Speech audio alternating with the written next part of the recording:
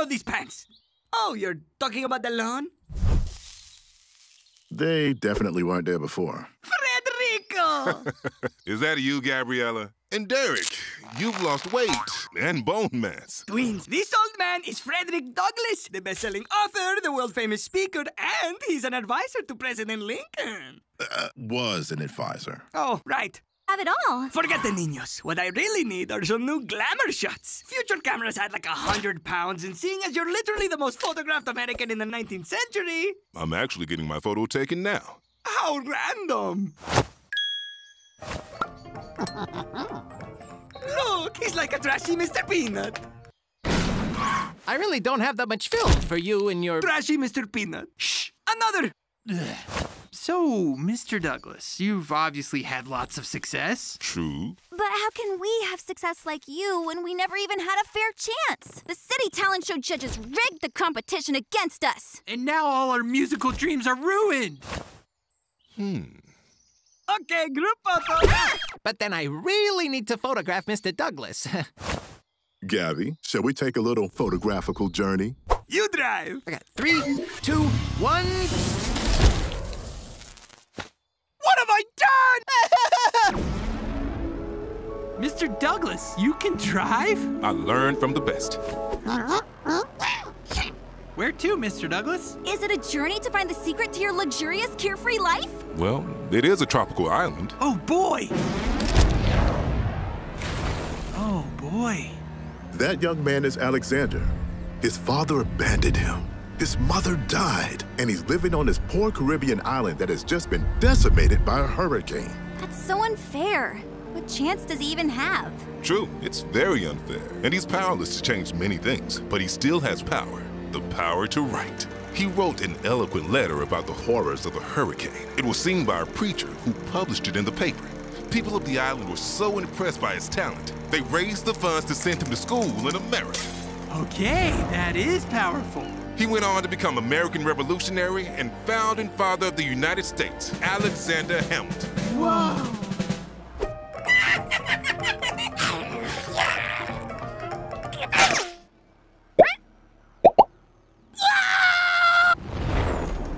This is Helen. After a childhood illness, she became completely deaf and blind. That's horrible. But even though she was deaf and blind, Helen discovered she still had the power to learn. With the help of her teacher, she learned sign language, Braille, and even how to speak. Brilliant! She not only learned to read and write, she eventually became the first deaf and blind person to graduate college.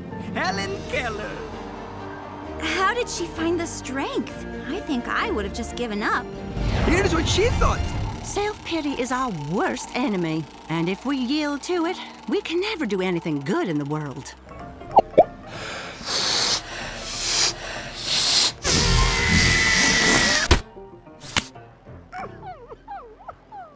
With all my success, it may seem like the system worked well for me. But this is where I started.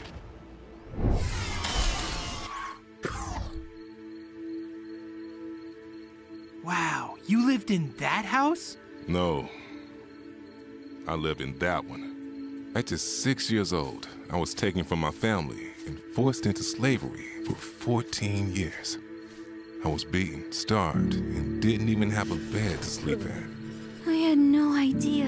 How did you get through it? I was sent to live in Baltimore. I asked the Mrs. Sophia for reading lessons, and to my surprise, she started teaching me the alphabet. Finally, some good news. Until her husband told her to stop. It was illegal for slaves to learn to read. That's so unfair. That could have been the end of reading for me. I was powerless to get her to teach me, but I thought of a power I still had. What I did with my food. So I traded with the white kids in the street, scraps of food for reading lessons. Wow, that's genius. When I had a rare opportunity to escape slavery, I took it. I went on to write 3 best-selling books about my life, give speeches around the world, and even advise presidents. Whoa! Wow. After all you went through, you still kept trying. Even when your life is unfair, you still have power anywhere. So all we have to do is work to change our own lives and wait for the unfair system to change? Not quite. I've spent my whole life fighting against the system of slavery. But if I waited for the system to change before changing my life, I wouldn't be where I am now. And these steps will always get us what we want? Unfortunately, not always. My mother controlled what she could in her own cruelly unfair life, yet she died, still in slavery. I'm so proud to be her son, and I'll be fighting to make a better world for her grandchildren. Remind me, what cruel injustice happened to you? We may have been unfairly cut from the city talent show? I cannot even imagine. Okay, maybe I'm less of a victim than I thought. And maybe I was so busy complaining about our situation that I didn't even try to fix it. So what will you do now? Identify what power we do have. And work to improve our circumstances. Sounds pretty good to me.